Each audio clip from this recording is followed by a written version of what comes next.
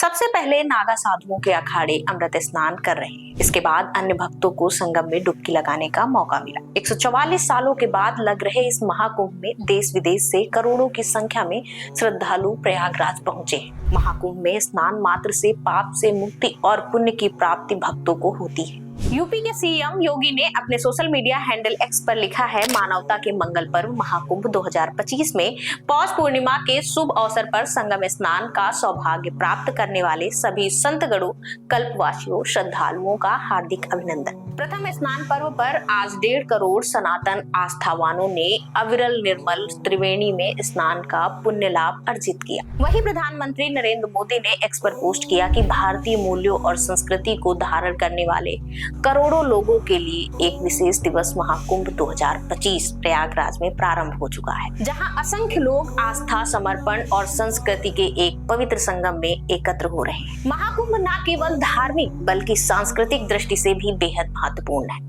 इसमें अमृत स्नान के साथ मंदिर दर्शन, दान पुण्य और अन्य धार्मिक अनुष्ठान शामिल होते हैं। महाकुंभ में भाग लेने वाले नागा साधु, अघोरी और सन्यासी सनातन धर्म और परंपरा की गहराई और विविधता को दर्शाते हैं।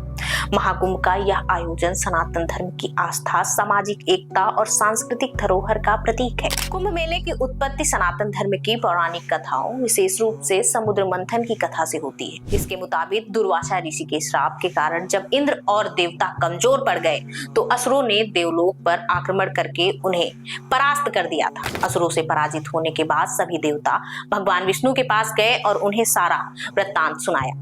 तब भगवान विष्णु ने देवताओं को दैत्यों के साथ मिलकर क्षीर सागर में मंथन करके अमृत निकालने को कहा। सारे देवता भगवान विष्णु के निर्देशों का पालन करते हुए असुरों के साथ संधि करके क्षीर सागर से अमृत निकालने के प्रयास में लग गए। समुद्र मंथन से अमृत कलश निकला तो देवताओं के इशारे पर इंद्र के पुत्र जयंत उसे लेकर अदृश्य हो गए। गुरु शंकराचार्य के कहने पर दैत्यों ने जयंत का पीछा किया और काफी परिश्रम के बाद उन्हें पकड़ लिया। फिर अमृत कलश पर कब्जा प्राप्त करने के लिए देवताओं और असुरों में 12 दिन तक युद्ध चला। कहा जाता है कि इस युद्ध के दौरान पृथ्वी के 4 स्थानों पर अमृत की कुछ बूंदें गिरी थी। ये 4 स्थान हैं प्रयाग, हरिद्वार, उज्जैन और नासिक। इसीलिए इन्हीं 4 जगहों पर कुंभ मेले का आयोजन होता है। साथ ही मान्यता है कि देवलोक के 12 दिन पृथ्वी के 12 साल के बराबर होते हैं।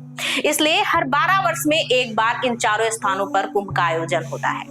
कुंभ मेले का आयोजन किस स्थान पर कब होगा यह ग्रहों और राशियों पर निर्भर करता है। कुंभ मेले में सूर्य, चंद्र और बृहस्पति ग्रहों का विशेष महत्व होता है। जब सूर्य और गुरु एक राशि से दूसरी राशि में प्रवेश करते हैं तभी कुंभ मेले का आयोजन होता है और इसी आधार पर स्थान और तिथि निर्धारित की जाती है। जब गुरु यानी बृहस्पति वृषण राशि में प्रवेश करते हैं और सूर्य मकर राशि में, तब कुंभ मेले का आयोजन प्रयागराज में गंगा, यमुना और सरस्वती के संगम पर होता है। जब सूर्य मेष राशि और गुरु कुंभ राशि में प्रवेश करते हैं तब कुंभ मेले का आयोजन हरिद्वार में गंगा नदी के किनारे होता है। जब सूर्य और गुरु का सिंह राशि में प्रवेश होता है तब कुंभ मेला नासिक में गोदावरी नदी के किनारे आयोजित होता है। जब गुरु सिंह राशि और सूर्य मेष राशि में प्रवेश करते हैं तब कुंभ मेले का आयोजन उज्जैन में शिप्रा नदी के तट पर होता है। गुरु के सिंह राशि में प्रवेश के कारण ही इसे सिंहस्थ कुंभ कहते हैं। तो कुंभ की महिमा अपरंपार है जो भारत जैसे सनातनी देश को पूरी दुनिया से जोड़ती है। यहाँ एप्पल के को फाउंडर स्टीव जॉब्स की लाइफ पार्टनर भी आपको साध्वी के भेष में दिख जाएंगे। तो अखाड़ों के साधु सन्यासी आपको लोक से परलोक तक के सफर पर ले जाएंगे। आपके पास भी इस अद्भुत संयोग का साक्षी बनने का मौका है। आइए इस महाकुंभ को मिलकर यादगार बनाएं।